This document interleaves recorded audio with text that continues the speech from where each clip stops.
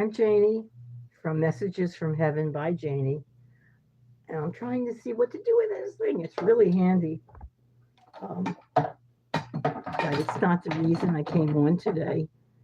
The reason I came on was I wanted to talk about um, equality. Uh, I'm looking at my hair. Okay, let's talk about equality while I do my hair. Okay. Um, mm, Not good. Okay, I'm Jaynee from Messages from Heaven by Jaynee on YouTube and .net. Oh boy, oh boy, it's purple, and I did it today. Okay, and if you want to talk with me or ask me anything, just write to spiritsbyjaynee@gmail.com. Okay, um, I was talking with um, spirits for the last couple days, trying to convince a spirit that people are equal. People, people, we, okay, we, we have so many lives here. I think that everybody I'm talking to has lived at least two, if not 100 lives on Earth. Seems impossible. Of course, it seems impossible because in our day to day lives, everything is 5D. Here's an eraser. This is a cell phone, Here's a little date book. Um, things are very solid. And we don't see spirits. We don't know that we have a whole family on the other side, and that every single one of the other member of our family has been on Earth a number of times, and they're not. Oh, thank you. Somebody liked my hair. they're they are not all one thing. They may have been Persian in one life, and then they are Chinese in another life, and Cambodian in another life, and then um, we used to call people who lived up above Alaska the Inuits. Um, I think actually that's what they say now. Uh, People change in every life. We do not come back the same. In my last life, I was a Polish woman. I didn't have any children. I was the youngest child of about maybe 10. And we had a small farm in Poland. I loved that farm. And being the last child with no kids, I sort of inherited it. My parents were older. It was during the Second World War, but we were doing fine. I mean, we had the farm and we had animals and crops, and I was running it, and I loved it. Loved the farm, loved Poland, was really happy with it. Um, what happened? My parents were very religious people, and they believed that people were equal. They could not see any reason for the Nazis to be killing Jews, and they took in a family of Jews. I didn't like it because I knew the danger that was involved. The Nazis said they were killing anybody who did that, the whole family, killing everybody. So I tried to talk them out of doing that. Nothing doing. They were very good people, and somebody told. They were reported, and the Nazis came, you know, and they killed us all, everybody. They didn't kill the animals, which was glad to see, but um, the after the Second World War, the Polish people didn't have a good reputation with the Jews because so many had turned in Jews, so many had gone after Jews for what they could get. You know, even though more Polish people saved Jews than any other people. Um, So my point today wasn't about Polish people specifically. It is just that in every life we change. We go to a different um, religion, a different culture. Um, but it's very important and it stays with you. Um, I didn't know about the Polish, but I have the life right before it. I was in 1937. This is overlapping, and that can happen. God knows, I don't know how. But I was crawling along the subway platform. The subway had been bombed in Spain. It was during the Spanish Civil War, and the Germans bombed. They were bombing areas, so they only bombed apparently one subway station, and I can't remember which city. But my brother is a historian, and he figured it out, and I know. So yeah, I was a young woman, about 20 years old, and I had gone to secretarial school after high school, and I had I don't know if it's my first job, but I was really excited about going to work. I had my little white blouse on and my black skirt, and I was dressed and looking forward to working and then eventually getting married and having children. That's what I wanted. And I knew that I was dying on the platform, the subway platform, and there's nothing I could do. That's what happened. I died in 1937. Um, what I didn't know, but I found later, was that I had a twin. And when, oh God, one of my oldest granddaughter used to come in the bathroom with me. Little children will do that. They'll knock at the door and they want to come in. They want to, they're learning how to use the bathroom themselves. So they want to know, and they will come in. And yeah, if you're very private, I guess it's a problem. It wasn't really a problem for me. So my granddaughter was very interested in everything I did, and I used to ask her, like, you know, I know that she was learning what to do in the bathroom, but so I used to ask her, and she would always say, "Well, you're my twin." Okay, and then okay, she said it a lot, and she was two. And one day I was either putting her into the car seat, with the straps and all the stuff, um, or taking her out, and I can't remember which one.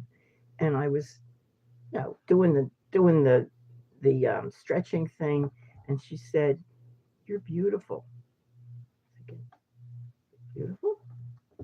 I said, "What? What do you mean?" And she said, "Well, you're my twin." So she wasn't seeing me; she was seeing me in the 1930s when we were twins. Yeah, I've been told that she was my twin in the 1930s. And I always cry when I think about it because I felt like I wish I had known that we were twins then, I didn't know in the beginning. I didn't pick it up that that's what was happening. And I'm really sorry. And now she's 11. She doesn't know any of that stuff and doesn't like it. So maybe she'll remember later, maybe not, whatever. We might be lost. But we do live all those lives. Um, it's nice. Some of them you can remember, well, oh, I'll tell you. I think I did tell you this before. Um, I found that I was listening to a piece of music that I loved. I absolutely loved it, by Smetana. This guy's name, from a part of the Czech Republic. My other favorite composer is Dvorak. They both come from the Czech Republic. Czechoslovakia, before they were became separate. Um, and I wondered why. The piece I love so much is called the Moldau, and it's kind of the music for Moldavia. Um, and I thought, why do I love this so much? I'm crazy about this particular piece. I don't know why you'd be sorry for me. Somebody's telling me they're sorry for me. Fine, go ahead, be anything you want. Um, so I always knew that at one point I'd been a dancer. At one point I'd been a singer. I can't do either. Certainly can't sing. My voice is horrible. So I looked at the Moldavia thing, and that's where I was a dancer. I looked it up and I realized that's why I love the piece so much. It was an anthem for Moldavia and for its freedom. The singing, well, I saw a name in one day and I absolutely freaked out. It was my name. Now I can't think of my last name. It was John Sullivan. John O'Sullivan. And I could sing. Boy, could I sing. It was he came like because you can talk to your previous people or your previous yous, and I did, and he sang a little bit for me, and it was absolutely magnificent. That's just absolutely beautiful, um, and wonderful, and that's really how he made a living. So, fine, those lives are easier because you can track them. You can find your lives if you feel like it. Um, I know that I was Greek. How do I know I was Greek? Well, I put this little thing. I love the Greek. I don't know what it's called. I forget what it's called. It's like a chain. It's not the stone. It's the design that they used to make.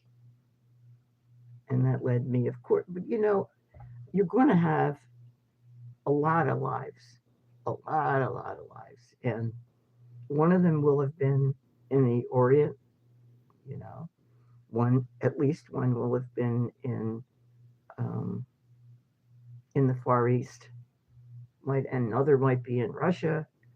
Um, I saw I saw myself walking with my grandmother and my mother arm in arm somewhere in Eastern Europe, loving the land.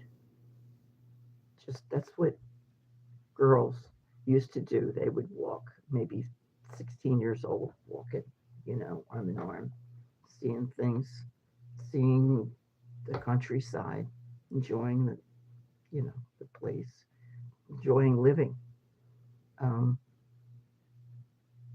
you could do it anyway. But my point was, don't look down on anybody because we're all in the same barrel. We're all trying to live. Everybody's trying to live, trying to be happy, be content. And nobody is better than one another. We really are equal. One of the things about, uh, what do you call it? Now I can't think of it. Um, Bringing up your energy to a higher level is you want to be nice to people. You want to be honest, truthful. You want to be yourself. You don't want to pretend to be anybody else. You don't want to be like anybody else. But hopefully, you can be compassionate. It's really important for your energy. We are all building up to this life, whether you're 4, you're 26, or you're 58, or you're 78. We're all working to build our energy and our goodness. Because when this body dies, we take The energy, the learning that we had goes to us as spirits. We're just energy. That's all we really are. We're energy that's in this meat body right now. But we take this understanding to our energy, and that energy then knows about life.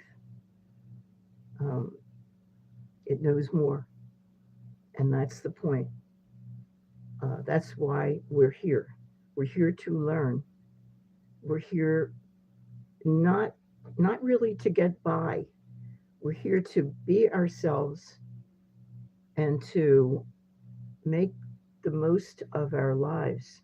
Do do the best with our lives. Be the best people that we can be. That's it. It's really all. It doesn't. I didn't mention money because it has nothing to do with money. People who think they're smarter because they made a lot of money, it's ridiculous. It's nonsense. Not only can you not take it with you, um, it doesn't mean anything to the real us, to the energy. We don't really, when you think about it, we don't care. I mean, energy can't use money, doesn't has nothing, no relationship with it. We care more really about other people, and that is what's important in our lives. Being ourselves, doing the best that we can. Okay, so that's it. I'm gonna leave. Today is Saturday. Tomorrow will be the first time I've seen my two younger granddaughters um, in 6 weeks because I had the back surgery, and I have not been allowed to drive. I'm sort of cheating driving there tomorrow, and really looking forward to it. I love them. So do the best you can. That's all you can do. Always, ever. Okay. Good night.